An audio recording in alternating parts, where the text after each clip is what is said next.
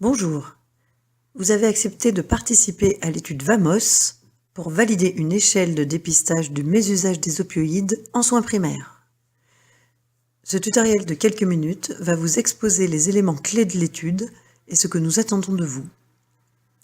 Cette étude est basée sur un partenariat entre le département de médecine générale et le service de pharmacologie médicale de Clermont-Ferrand, et les départements de médecine générale de Toulouse, Montpellier, Nîmes et Lyon participent également. Pourquoi s'intéresser à ce sujet ? La douleur chronique représente 24% des motifs de nos consultations. Il est difficile d'avoir une idée précise de la prévalence de l'addiction aux opioïdes en France. Les données de la littérature les plus pertinentes rapportent une prévalence du mésusage de 21 à 29% et une prévalence de l'addiction de 8 à 12%. Nous ne disposons pas d'échelle de dépistage qui soit validée en soins primaires et en français. Les nouvelles recommandations de la Société française d'études et de traitement de la douleur, parues dans la presse médicale en 2016, donnent un accord fort d'experts en faveur d'une surveillance à chaque renouvellement d'ordonnance d'un antalgique opioïde fort, et proposent d'utiliser une échelle brève en 6 questions, la POMI, Prescription Opioid Misuse Index, encore non validée en français.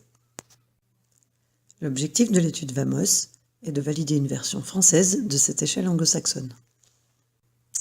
En voici la version française, dont la traduction vient d'être validée dans une première étape de l'étude. Elle est composée de 6 questions.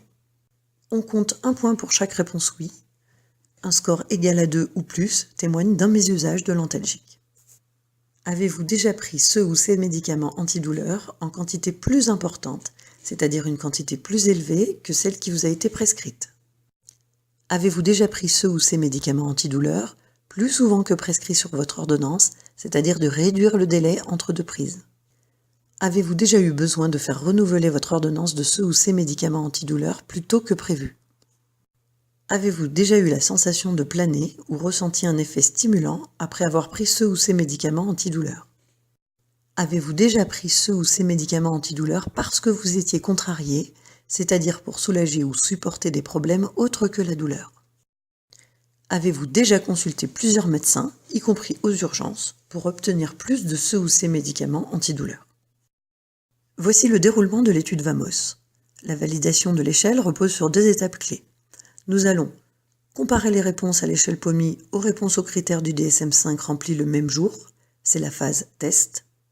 Comparer les réponses POMI à 2 temps donnés, le jour de l'inclusion et 15 jours après, c'est la phase retest. Cela nous permettra de calculer la fiabilité et la reproductibilité de l'échelle. Lors de la première consultation, qui sera la consultation d'inclusion de votre patient, le patient doit remplir d'abord tout seul l'échelle POMI, puis vous lui poserez les questions nécessaires pour remplir les critères du DSM-5. En fin de consultation, vous devrez remettre au patient une enveloppe avec à nouveau l'échelle POMI, qu'il devra remplir seul et renvoyer au moyen d'une enveloppe préaffranchie 15 jours après la consultation. Les patients que nous allons étudier sont des patients de 18 ans et plus, qui ont une douleur chronique depuis au moins 6 mois et qui ont une prescription quotidienne d'opioïdes depuis au moins 3 mois. Les patients que nous n'allons pas étudier sont les patients chez qui vous arrêtez les opioïdes le jour du test, ce qui rendrait le retest impossible. Les patients en cours de sevrage ou suivis en centre de la douleur, il y aurait trop d'interférences dans les 15 jours qui séparent le test du retest et un risque d'arrêt de l'opioïde. Les patients atteints d'un cancer s'ils sont traités actuellement pour une douleur due à leur cancer actuel. Mais on peut prendre les patients qui ont eu un antécédent de cancer, qui sont en rémission et qui ont une douleur actuellement pour une autre cause. Et bien sûr, les patients dans l'incapacité de remplir seuls un questionnaire. Vous avez reçu une enveloppe contenant une pochette verte et 3 pochettes bleues. La pochette verte contient une convention, un accord protocolaire, un courrier reprenant tous les aspects législatifs de l'étude. Vous devrez impérativement nous renvoyer ces documents datés et signés avant de commencer l'étude. Vous devrez y joindre également un CV daté et signé, contenant vos noms et prénoms, votre date de naissance, l'adresse de votre cabinet, votre numéro RPPS et la date de la soutenance de votre thèse, ainsi que votre date d'installation. N'oubliez pas de joindre un RIB mentionnant bien votre adresse postale pour pouvoir être rémunéré. Une enveloppe préaffranchie est à votre disposition dans la pochette verte pour nous renvoyer tous ces éléments. Vous avez reçu également une pochette bleue par patient. Voici la fiche d'information que vous lirez avec le patient et que vous lui remettrez. Vous répondrez à toutes ces questions avant de recueillir oralement son consentement et de le notifier par écrit dans votre dossier médical.